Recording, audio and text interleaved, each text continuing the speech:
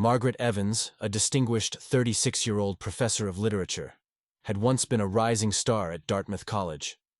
Renowned for her sharp intellect and compelling lectures, she published numerous critical analyses on postmodernist literature, including a groundbreaking study on the works of Thomas Pynchon. However, her promising career came crashing down after a scandalous affair with Dr. Jonathan Whitman, a married colleague in the philosophy department. The affair, once exposed, led to her resignation amidst a storm of controversy. Margaret's new beginning at Bradford College was a bid to escape her past and rebuild her reputation. Margaret quickly became a favorite among students. Her dynamic teaching style and innovative methods resonating among her new students was Thomas Roberts, a 19-year-old freshman from rural Pennsylvania. Thomas came from a modest background. His father, Jack Roberts, worked as a mechanic, while his mother, Lisa Roberts, held a part-time job at a local grocery store. Despite financial hardships, Thomas excelled academically, securing a scholarship to Bradford. His passion for writing had been his escape and his dream, driving him to pursue a degree in English literature. Thomas was immediately captivated by Margaret's lectures. She had a way of making literature come alive, connecting texts to contemporary issues and personal experiences in a way that was both thought-provoking and inspiring. Margaret noticed Thomas's intense focus and insightful comments. Unlike his peers, he seemed driven by an inner fire and a hunger for knowledge that reminded her of herself at his age. Thomas attended every one of Margaret's lectures, always sitting at the front, always prepared. He often lingered after class, asking questions and seeking clarification on points. Margaret took note of his dedication and decided to take him under her wing. She began by inviting him to her office hours, where their conversations quickly moved beyond the curriculum. They talked about their favorite books, their writing processes, and their personal aspirations. Margaret saw in Thomas a raw talent that needed guidance to flourish.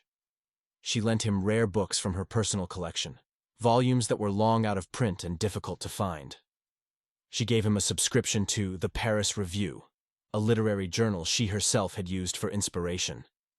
The biggest gesture came when she gifted him a vintage Olympia SM3 typewriter, a machine she had cherished during her early career.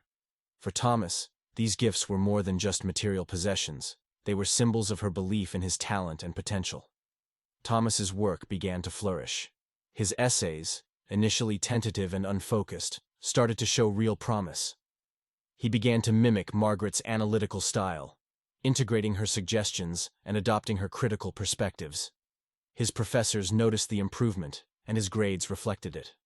Thomas's friends, however, saw something else. Thomas's friends. A young man losing his individuality, becoming increasingly reliant on his mentor. Margaret's influence over Thomas grew steadily. She invited him to dinners with visiting writers and introduced him to her academic circle. Thomas was elated, feeling a sense of belonging and recognition he had never experienced before. He started to view Margaret not just as a mentor, but as the key to his future success. This dependency, however, came at a cost. His writing, though improving technically, began to lose its unique voice. He started to echo Margaret's ideas and perspectives, often quoting her in his essays and stories. Margaret's colleagues noticed her growing closeness with Thomas. Dr. Susan Bennett, a tenured professor in the same department, expressed her concern to Margaret. "He's a bright student, Margaret. But don't you think you're getting too involved?" she asked one evening over coffee. Margaret dismissed her concerns, insisting that she was simply nurturing his potential. Meanwhile, Thomas's family struggled to understand the changes they saw in him. During his first visit home for Thanksgiving, his parents noticed how distant and preoccupied he seemed. "You okay, son?" Jack Roberts asked one evening. "You seem different." Thomas brushed off their worries, attributing it to the pressures of college life. But Lisa remained unconvinced, feeling that something deeper was affecting her son. Back at Bradford, Thomas's dependence on Margaret continued to grow. He began to spend more time in her office than in the library or with his friends. He became fixated on pleasing her, seeking her approval in everything he did. His friends, particularly Michael Donovan and Sarah Jenkins, grew increasingly worried. They had known Thomas for years and saw how much he had changed since meeting Margaret. One evening, Michael decided to confront Thomas about it. "You can't keep living like this, man," he said, frustration evident in his voice. "You're losing yourself." Thomas, defensive and loyal to Margaret, refused to listen. "You don't understand, Mike. She's helping me. I owe her everything." Sarah tried a different approach, hoping to reach him on an emotional level. "We just want you to be happy, Thomas. We're worried about you." But Thomas was too deeply entrenched in his dependency on Margaret to see the truth. He assured them that everything was fine, even as doubts began to creep into his own mind. Their professional interactions gave way to more personal conversations. Margaret shared her own experiences, with a level of candor that surprised Thomas. She spoke of her early career struggles, the barriers she faced as a woman in academia, and the fallout from her affair with Dr. Whitman.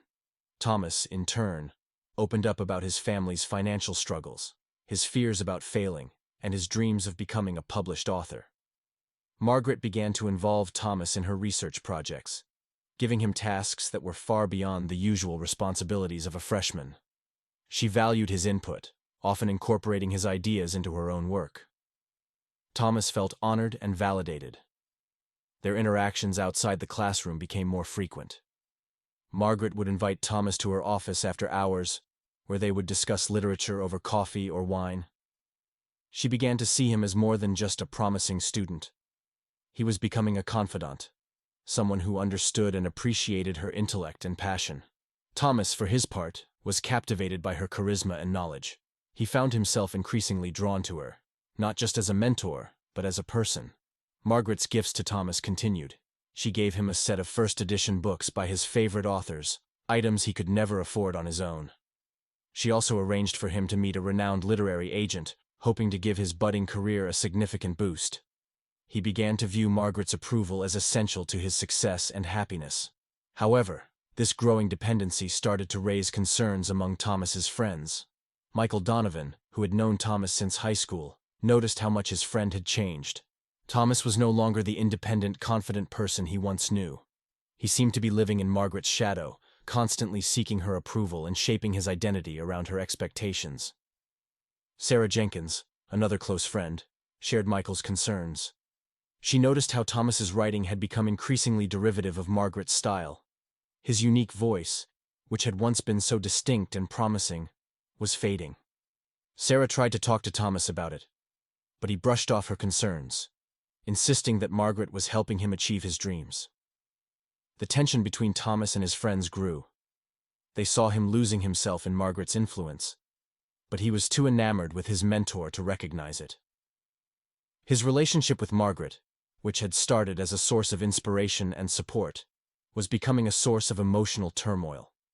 He was caught in a web of dependence and manipulation, unable to see the damage it was causing. Margaret, sensing his growing attachment, began to exert more control over Thomas. She alternated between lavish praise and harsh criticism, keeping him on edge. When he produced work that met her high standards, she showered him with compliments, reinforcing his dependency.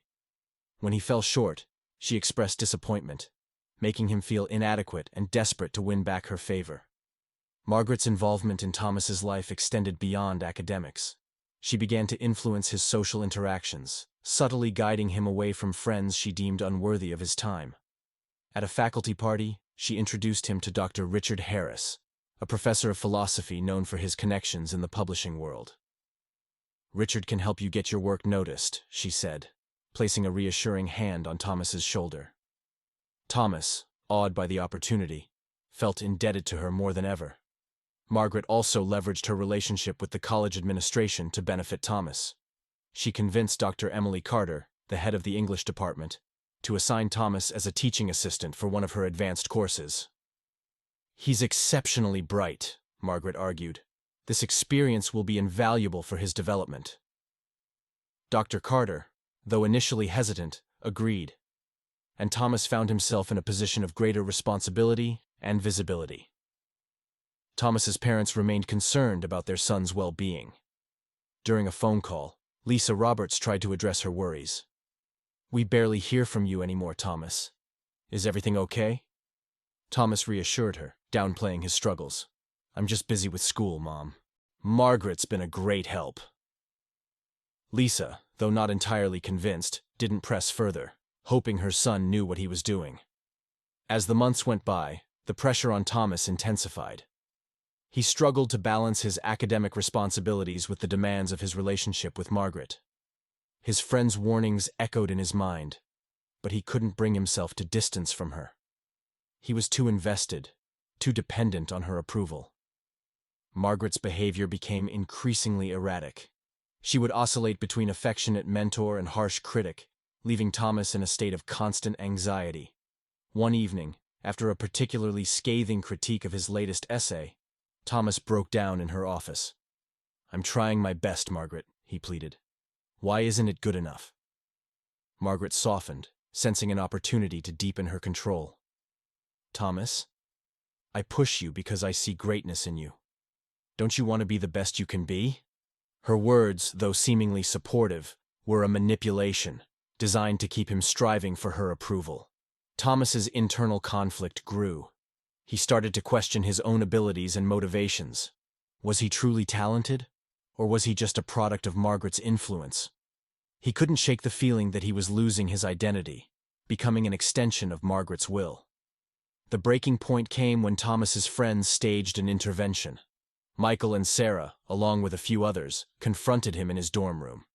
"This has to stop, Thomas," Michael said, his voice filled with concern. "She's manipulating you. Can't you see that?" Thomas, overwhelmed by their concern and his own doubts, lashed out. "You don't understand. She's helped me more than anyone else ever has. You're just jealous." His words hurt his friends, but they didn't back down. Sarah tried a gentler approach. "Thomas, we're worried about you. We miss the old you. Just think about it, okay?" Her words planted a seed of doubt in his mind, but he couldn't bring himself to break away from Margaret. Feeling cornered, Thomas sought solace in Margaret's presence. He told her about the intervention, hoping for reassurance. Instead, Margaret saw it as a threat to her control. "They're trying to hold you back, Thomas. They don't understand what it takes to succeed." Her words reinforced his dependency, pushing him further away from his friends. Margaret's manipulations took a darker turn. She began to isolate Thomas from those who cared about him. She would make subtle remarks about his friends, questioning their loyalty and motives. "Are you sure Michael has your best interests at heart? He seems very critical of your progress." Thomas, already vulnerable, began to distance himself from his friends, relying more heavily on Margaret. The final straw came when Thomas decided to end his relationship with Margaret. He couldn't ignore the growing sense of unease, the feeling that he was losing himself. He planned to meet with Dean Mitchell and disclose everything, hoping to find a way out of the tangled web Margaret had woven around him. One cold, rainy evening in November, Thomas gathered his courage and set out to meet Dean Mitchell. He had rehearsed his words, determined to break free from Margaret's control. As Thomas walked through the dark campus, he felt a sense of foreboding. He knew that confronting Margaret would not be easy. Margaret, however, had been monitoring his movements. She intercepted him on a path. "Thomas, where are you going?" she demanded, her voice sharp. Thomas, taken aback, tried to remain calm. "I need to talk to Dean Mitchell, Margaret. This has to stop." Margaret's eyes flashed with panic. "You don't understand, Thomas. If you do this, you'll ruin everything. Do you really want to throw away your future?" Thomas stood his ground. "I can't keep living like this. I need to find myself again." Margaret, realizing that her words were not enough, reached into her coat and pulled out a small, unregistered revolver. In a moment of panic, she aimed it at Thomas. "You can't do this, Thomas. You can't leave me." Before Thomas could react, Margaret pulled the trigger. The bullet struck him in the back, and he fell to the ground. Margaret, horrified by what she had done, stood frozen for a moment before fleeing the scene. She discarded the revolver in the lake, hoping to erase any evidence of her crime. Thomas's disappearance was quickly noticed. His friends, already concerned about his well-being, alerted the authorities when he failed to return to his dorm. A missing persons investigation was launched, and the college community was thrown into turmoil. Dean Mitchell, having already heard rumors about Margaret and Thomas, cooperated fully with the police. He provided them with access to Margaret's emails and office records, revealing a pattern of manipulation and control. Detectives found inconsistencies in Margaret's alibi and began to suspect foul play. Margaret, in a desperate attempt to cover her tracks, tried to fabricate an alibi. She sent emails from her home computer, time-stamped to suggest she had been there all evening. But the investigators found security footage showing her car leaving campus around the time of Thomas's disappearance. Forensic evidence linked her to the crime scene, including fibers from her clothing found on Thomas's body and tire tracks matching her vehicle near the lake. As the investigation progressed, more damning evidence emerged. Witnesses came forward, describing Margaret's erratic behavior and her control over Thomas. Dr. Susan Bennett, who had expressed concern about Margaret's involvement with Thomas, provided crucial testimony about the nature of their relationship. Thomas's friends, including Michael and Sarah, described the changes they had seen in him and their fears for his safety. Margaret was arrested and charged with Thomas's murder. The trial was swift, with the evidence against her overwhelming. Her manipulative behavior and the power dynamics in her relationship with Thomas were laid bare for the court to see. Witnesses testified about her erratic actions and the pressure she had placed on Thomas, painting a damning picture of her influence over him. The jury found Margaret guilty, and she was sentenced to life in prison. The college community, reeling from the tragedy, implemented new policies and training programs to prevent similar situations in the future. The story of Margaret Evans and Thomas Roberts served as a sobering reminder of the dangers of unchecked ambition and control.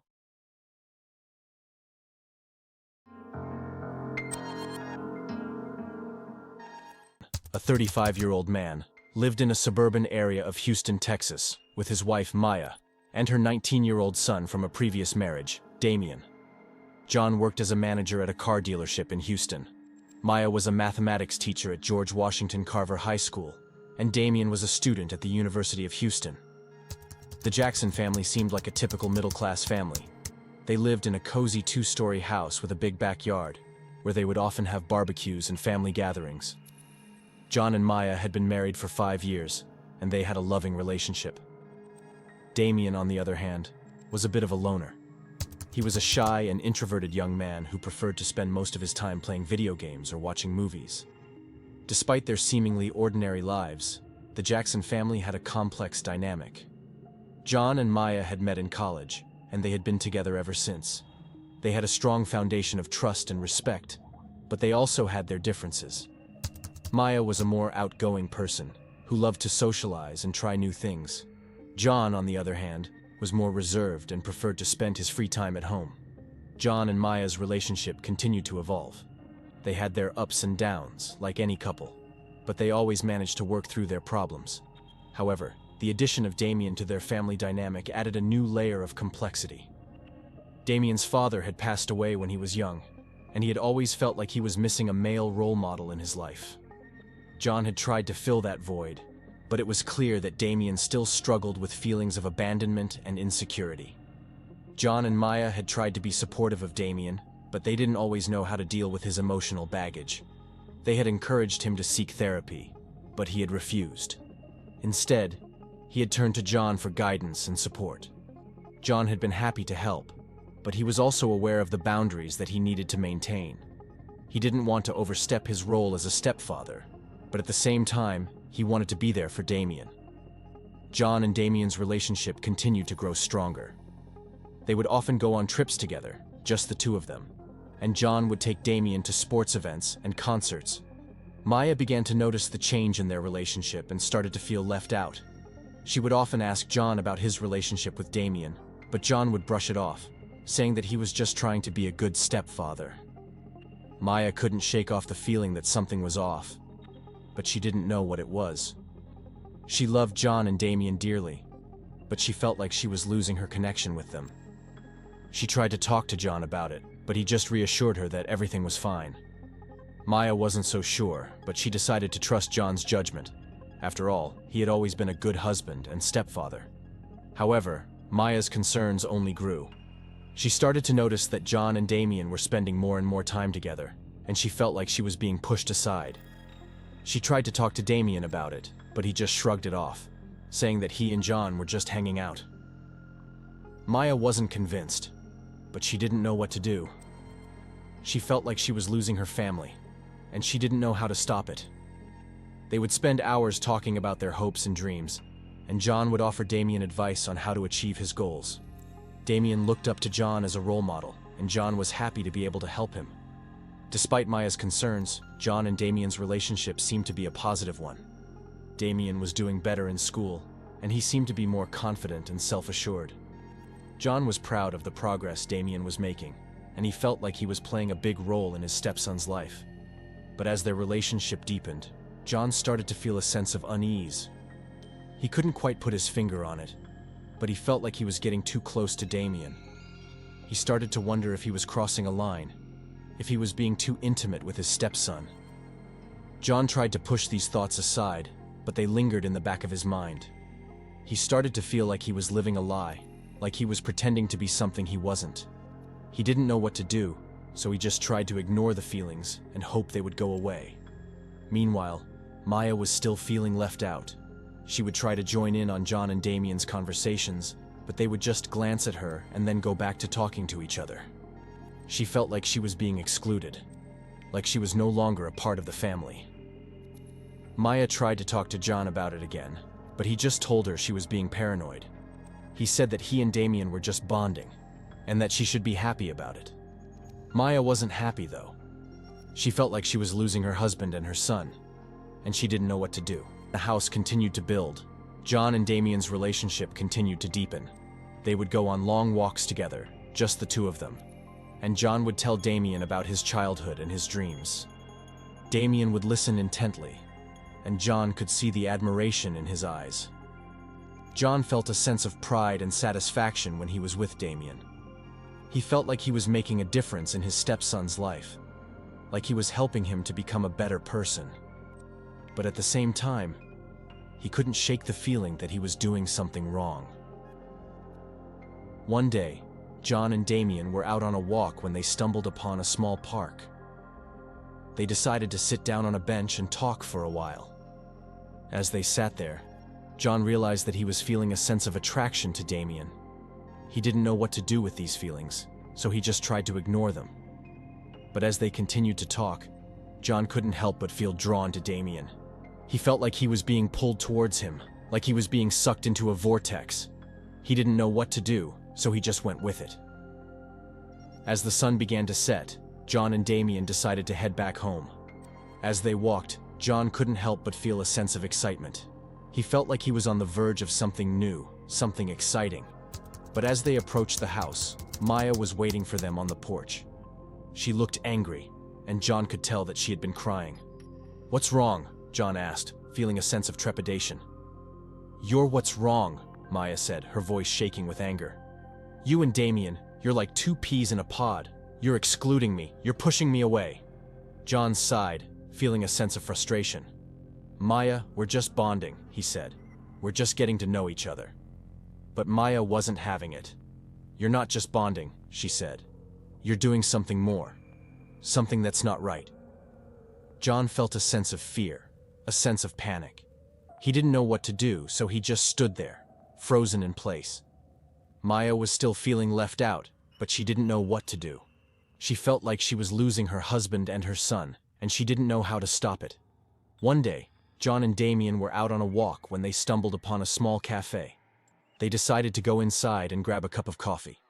As they sat down at a table, John realized that he was feeling a sense of comfort and relaxation that he hadn't felt in a long time. He looked over at Damien and saw that he was feeling the same way. As they sipped their coffee, John reached out and put his hand on Damien's arm. It was a gentle touch, but it sent a spark of electricity through both of them. Damien looked up at John and saw the desire in his eyes. He felt a sense of surprise and confusion, but he also felt a sense of excitement. John and Damien sat there for a moment, locked in a silent understanding.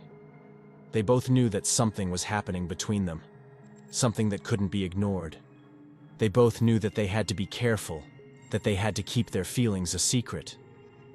As they finished their coffee and left the cafe, John and Damien both knew that their relationship had changed. They had crossed a line, and there was no going back. They were both excited and scared, but they were also determined to make their relationship work. Over the next few weeks, John and Damien's secret relationship continued to grow. They would meet in secret, sneaking around to avoid detection.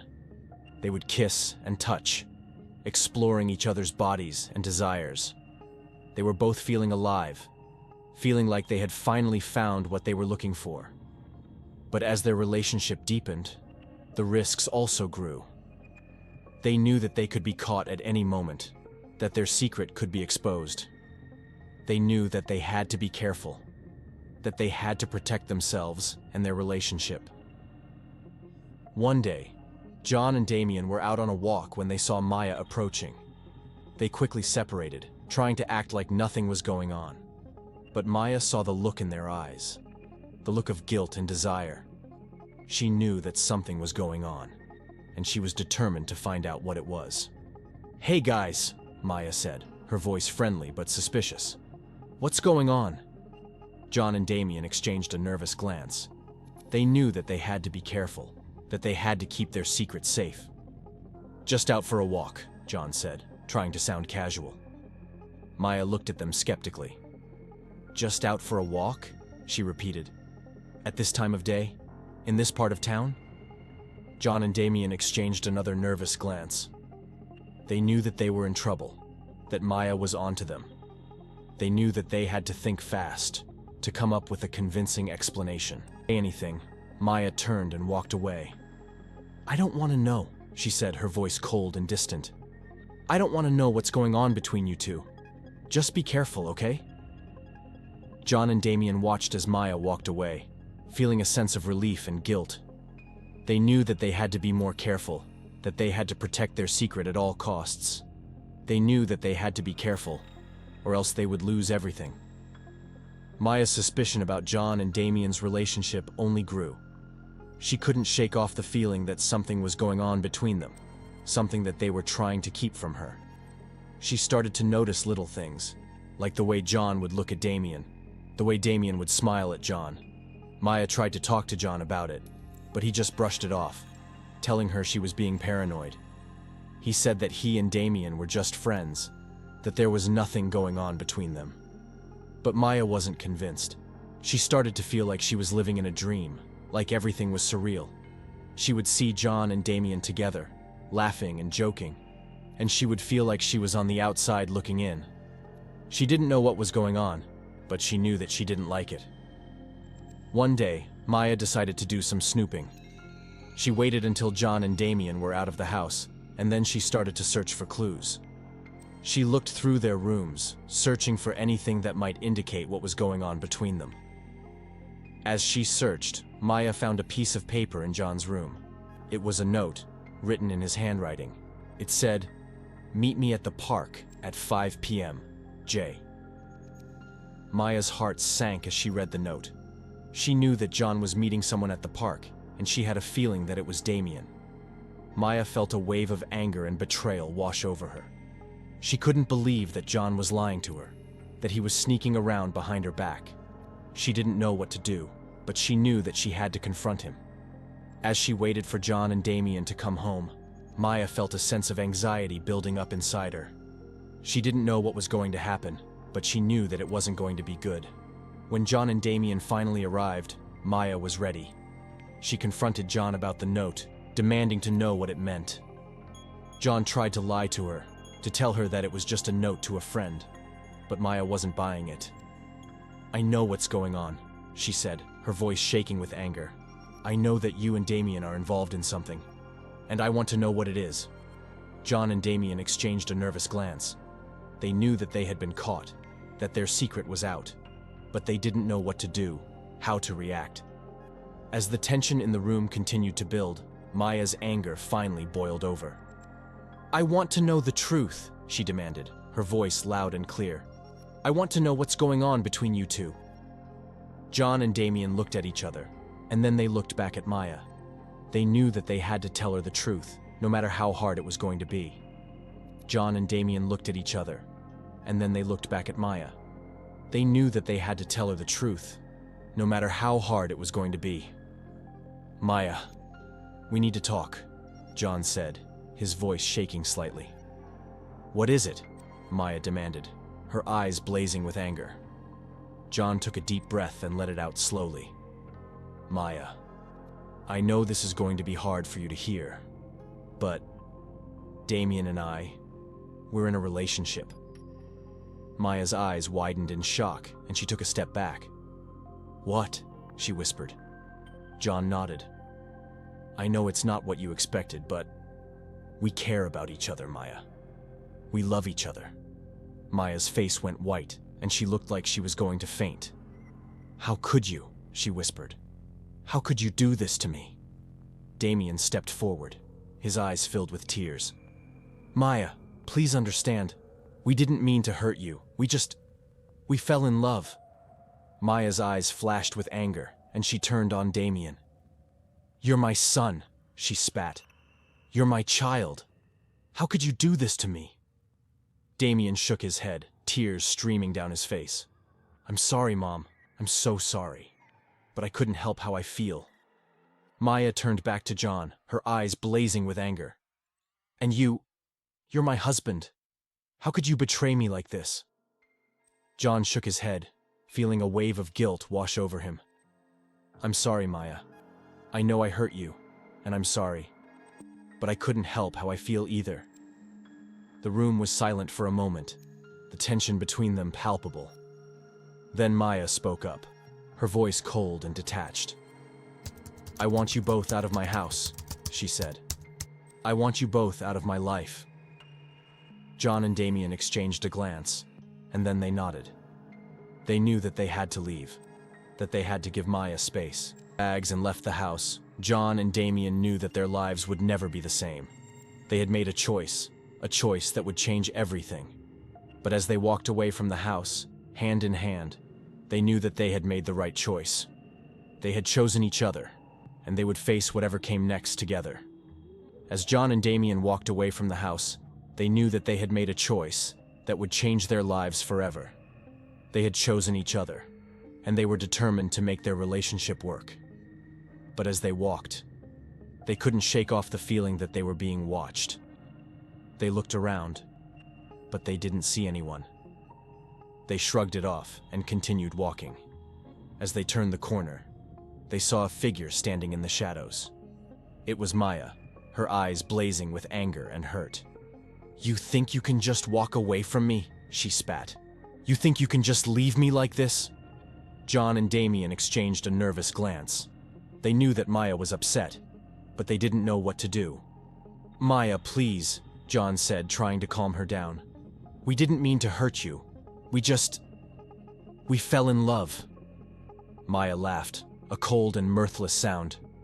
"You fell in love?" she repeated. "You fell in love with my son? With your stepson?" Damien stepped forward, his eyes filled with tears. "Mom, please understand. We didn't mean to hurt you." But Maya wasn't listening. She was beyond reason, beyond rational thought. She was consumed by anger and hurt, and she didn't know what to do. In a flash of anger, Maya pulled out a knife and lunged at John and Damien. They tried to defend themselves, but it was too late. Maya stabbed John in the chest, and he fell to the ground. Damien screamed, his eyes filled with horror. "Mom, no," he shouted. "What have you done?" Maya looked at Damien, her eyes still blazing with anger. "You're next," she spat. But before she could attack Damien, the police arrived. They had been called by a neighbor who had seen the commotion. Maya was arrested and charged with murder. John died on the way to the hospital, his last words to Damien being, "I love you." Damien was left alone, his heart shattered into a million pieces. He had lost the love of his life, and he didn't know how to go on. He was left with nothing but tears and sorrow, and a heart that would never heal. Sophie, the younger sister of Carl, lived in a small town in Columbus, Ohio. Sophie had always been the center of attention for many men, but she had never been interested in serious relationships. Everything changed when she met George, a family friend who was 10 years older than her. George was married to a woman named Sarah, but that didn't stop him from noticing Sophie. Their affair started casually, at a party where George was a guest. Sophie was immediately drawn to his charm and confidence. George, in turn, was captivated by her youth and beauty. They began secretly meeting, and their relationship quickly turned into a passionate romance. George deceived his wife without hesitation, and Sophie enjoyed their secret meetings without any guilt. They knew that their relationship couldn't last forever, but they weren't ready to stop. They were too caught up in each other, and their passion only grew stronger with each passing day. Sophie and George continued their secret meetings, aware that each time could be the last. They were like two ships sailing on different courses, but unable to avoid collision. Their relationship was doomed from the start, but they couldn't help themselves. As the days went by, Sophie and George's relationship became more and more intense. They would meet in secret, always looking over their shoulders, afraid of being caught. But they couldn't resist each other, and their passion only grew stronger.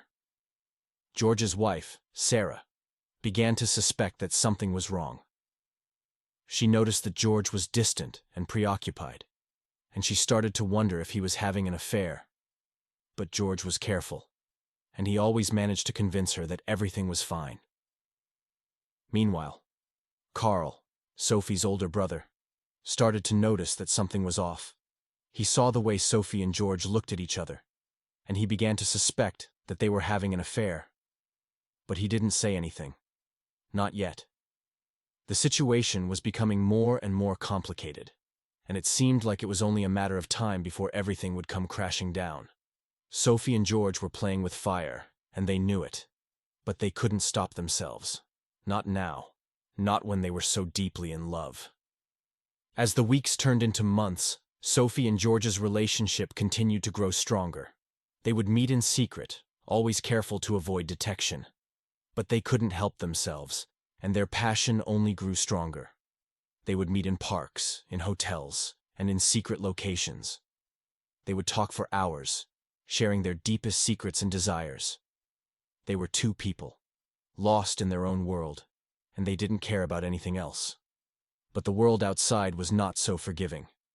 George's wife, Sarah, was getting suspicious, and Carl was starting to piece together the clues. It was only a matter of time before they would be caught, and Sophie and George knew it. Despite the risks, they couldn't stop themselves. They were addicted to each other, and they couldn't imagine living without each other. They were two people, trapped in a web of deceit and passion, and they didn't know how to escape. Sophie and George's relationship continued to grow stronger. They would meet in secret, always careful to avoid detection. But they couldn't help themselves, and their passion only grew stronger. George's wife, Sarah, was getting more and more suspicious. She would ask him questions, trying to get to the bottom of his distant behavior. But George was a master of deception, and he always managed to convince her that everything was fine. Meanwhile, Carl was getting closer to the truth. He would see Sophie and George together, and he would notice the way they looked at each other. He knew that something was going on, but he didn't know what. The tension was building, and it was only a matter of time before everything would come crashing down. Sophie and George knew it, but they couldn't stop themselves. They were addicted to each other, and they couldn't imagine living without each other. One day, George's wife, Sarah, confronted him about his behavior. She had been following him, and she had seen him with Sophie. George tried to deny it, but Sarah knew what she had seen. "I know what's going on, George," she said, her voice shaking with anger. "I know about you and Sophie. You're having an affair, aren't you?" George tried to calm her down, but it was too late. The damage was done. Sarah knew the truth, and she was not going to let it go. "I want a divorce," she said, her eyes filled with tears. "I want out of this marriage, and I want out of this life." George was shocked. He had never expected Sarah to find out, and he had never expected her to react like this. He tried to reason with her, but it was too late. The tension was building, and it was only a matter of time before everything would come crashing down. Sophie and George's relationship was about to be exposed, and they didn't know how to stop it. As the days went by, the situation became more and more complicated. Carl was getting closer to the truth, and Sarah was determined to expose Sophie and George's relationship. It was a ticking time bomb, and it was only a matter of time before it would explode. Sophie and George knew it, but they couldn't stop themselves. They were addicted to each other, and they couldn't imagine living without each other. They were two people, trapped in a web of deceit and passion, and they didn't know how to escape. The tension was building, and it was only a matter of time before everything would come crashing down. Sophie and George's relationship was about to be exposed, and they didn't know how to stop it. As the clock ticked down, Sophie and George's relationship became more and more intense. They would meet in secret, always looking over their shoulders, afraid of being caught. But they couldn't resist each other, and their passion only grew stronger. They were two people, living in a world of their own, and they didn't care about anything else. They were addicted to each other, and they couldn't imagine living without each other. The tension had been building for weeks, and it was only a matter of time before everything would come crashing down. Sophie and George's relationship was about to be exposed, and they didn't know how to stop it. One day, Carl confronted Sophie about her relationship with George. He had been following her, and he had seen her with George. Sophie tried to deny it, but Carl knew what he had seen. "Sophie, I know what's going on," Carl said, his voice firm but controlled. "I know about you and George. You're having an affair, aren't you?" Sophie tried to calm him down, but it was too late. Carl was furious, and he was not going to let it go. "How could you, Sophie?" Carl asked, his eyes filled with anger. "How could you betray me like this? I thought we were family." Sophie tried to explain, but Carl wasn't listening. He was too hurt and too angry. "I don't want to hear it, Sophie," Carl said, his voice cold. "I don't want to hear your excuses or your justifications. You've made your choice, and now you have to live with it." George, who had been watching the scene unfold, stepped forward. "Carl, please," George said, his voice calm. "Let's talk about this. We can work this out." But Carl was beyond reason. He was furious, and he was not going to let George talk his way out of this one. "You're a liar, George," Carl said, his voice venomous. "You're a cheat and a liar. You've been using my sister for your own pleasure, and now you're going to pay for it." The situation was escalating, and it was only a matter of time before things would get out of hand. Sophie and George's relationship was about to be exposed, and they didn't know how to stop it. As the argument continued, Sarah appeared on the scene. She had been watching from the sidelines, and she had had enough. "I've had enough of this," Sarah said, her voice firm. "I've had enough of your lies and your cheating. I want a divorce, George. I want out of this marriage, and I want out of this life." George was shocked. He had never expected Sarah to find out, and he had never expected her to react like this. "Sarah, please," George said, his voice desperate. "Let's talk about this. We can work this out." But Sarah was beyond reason. She was furious, and she was not going to let George talk his way out of this one. "I don't want to hear it, George," Sarah said, her voice cold. "I don't want to hear your excuses or your justifications. You've made your choice, and now you have to live with it." The situation was out of control, and it was only a matter of time before things would get violent. Sophie and George's relationship was about to be exposed, and they didn't know how to stop it. As the argument continued, things started to get physical. Carl and George started fighting, and Sophie tried to intervene. But it was too late. The damage was done. The confrontation had ended in disaster, and Sophie and George's relationship was about to be exposed to the world.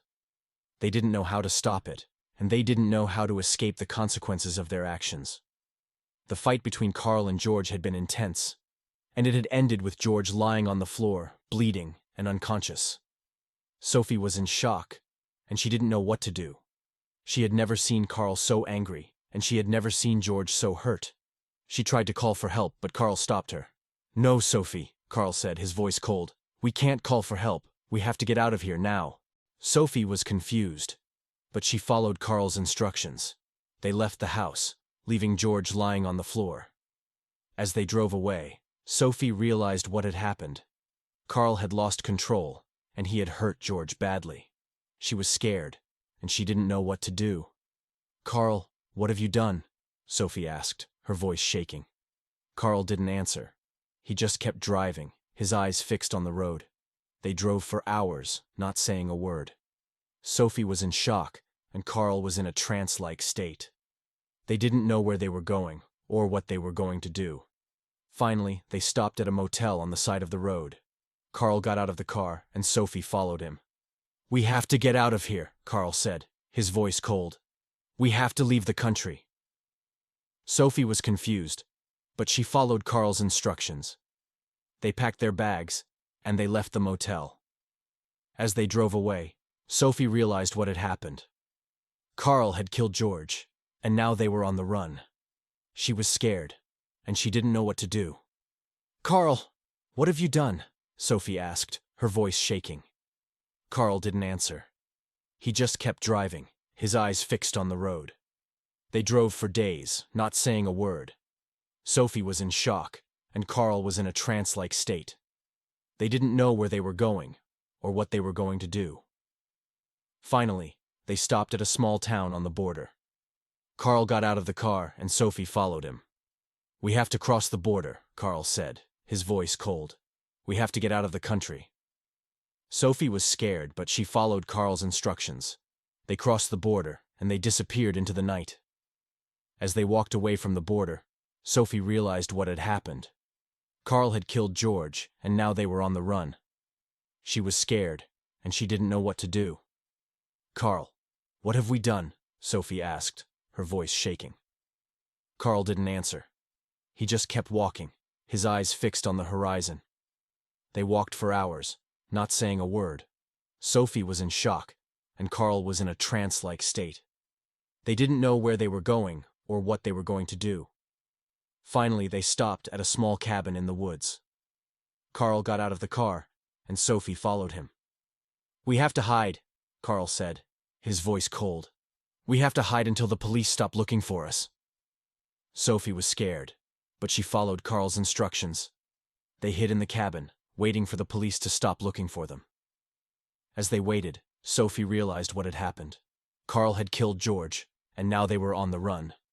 She was scared, and she didn't know what to do. "Carl, what have we done?" Sophie asked, her voice shaking. Carl didn't answer. He just looked at her, his eyes cold and empty. Sophie and Carl were still on the run, hiding from the police and trying to come to terms with what had happened. They had left everything behind, including their families and their friends. They had no one to turn to, and they were completely alone. Sophie was struggling to cope with the guilt and the shame of what had happened. She couldn't believe that Carl had killed George, and she couldn't believe that she had helped him to cover it up. Carl, on the other hand, seemed to be in a state of denial. He refused to talk about what had happened, and he refused to acknowledge the consequences of his actions. As the months went by, Sophie began to realize that she couldn't stay with Carl anymore. She couldn't be a part of his life, not after what he had done. She started to make plans to leave him, to start a new life, and to try to put the past behind her. But Carl was not willing to let her go. "You're not going anywhere," Carl said, his voice cold and menacing. "You're staying with me, no matter what." Sophie was scared, but she knew that she had to stand up for herself. She couldn't stay with Carl, not after what he had done. "I'm leaving," Sophie said, her voice firm. "I'm starting a new life, and I'm leaving you behind." Carl's face turned red with anger, and he raised his hand to hit her. But Sophie was ready for him. She stood up to him, and she fought back. The police finally caught up with them, and Carl was arrested and charged with George's murder. Sophie was a key witness in the trial, and she testified against Carl.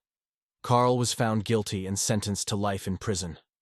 Sophie was finally free to start a new life and to try to put the past behind her. But the experience had left her scarred, and she knew that she would never be the same again. She had seen the darkness that lay within Carl, and she had seen the destruction that he was capable of. She vowed to never let anyone like Carl into her life again, and she vowed to always stand up for herself. She was a survivor, and she was determined to make the most of her second chance. The trial was over, and justice had been served. But for Sophie, the real journey was just beginning. She had to learn to heal, to learn to trust again, and to learn to love again. Carl was released from prison after several years of imprisonment.